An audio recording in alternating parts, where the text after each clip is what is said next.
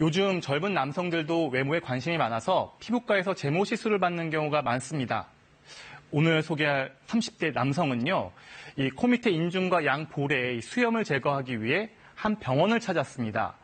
에너지 약 10줄의 세기로 제모 레이저 시술을 받았는데요. 시술 후에 인중 부위가 붉어져서 스테로이드 연고만 처방받았습니다. 그런데 한 달 반 지나서도 인중에 물집과 진물이 잡혔고 일부 피부가 벗겨진 상태였습니다.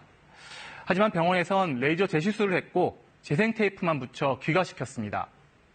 상황이 나아지지 않자 환자는 대학병원을 수차례 찾았고 화상이 의심돼 치료를 받았습니다. 환자는 제모 시술로 화상을 입은 건데 의사는 연고만 주고 한 달 이상 방치했다고 주장했습니다. 게다가 얼굴 흉터 때문에 외출도 못했다며 잘못된 제모 시술에 대한 손해배상을 요구했습니다. 이에 대해 병원 측은 처음 시술 부위가 붉어지긴 했지만 화상은 아니었다고 반박했습니다. 그래서 연고를 처방해 준 것도 화상 때문이 아니라 털 제모 시 흔히 발생할 수 있는 모낭염 때문이라고 해명했습니다. 오히려 환자가 제대로 관리하지 못해 피해가 더욱 컸다며 환자 탓을 했습니다. 이렇게 양측의 주장이 상반된 가운데 이 조정 결과는 어땠을까요? 일단 레이저 시술이 과도했다고 봤습니다. 제모 시술이 발생한 상처는 피부가 이 두꺼워진 흉터로 제모 시술로 인한 명백한 화상이라고 판단했습니다. 높은 에너지를 피부에 가하는 것이기 때문에 의사라면 제모 시술 시 화상이 항상 문제가 될 수 있다는 점을 염두에 뒀어야 합니다. 그렇기 때문에 더 주의를 기울여 시술하고 자주 관찰해야 하는 주의 의무가 있음에도 불구하고 이를 소홀히 했다고 판정했습니다.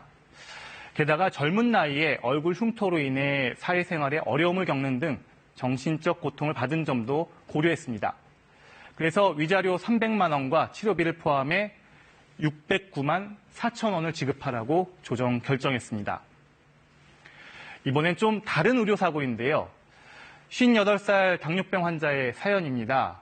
당뇨 합병증으로 망막병증이 와서 안과에서 레이저 치료로 관리를 받다 망막박리가 발생해 긴급 수술을 받았지만 결국 실명한 사건입니다.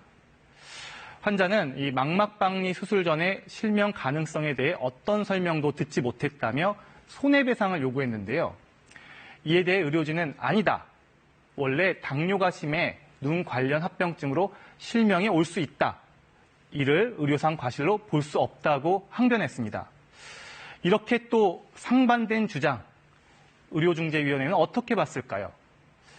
일단 중재인은 레이저 치료 시술을 하고 망막박리 수술하는 치료 과정에선 특별한 문제가 없다고 봤습니다. 하지만 문제는 따로 있었습니다.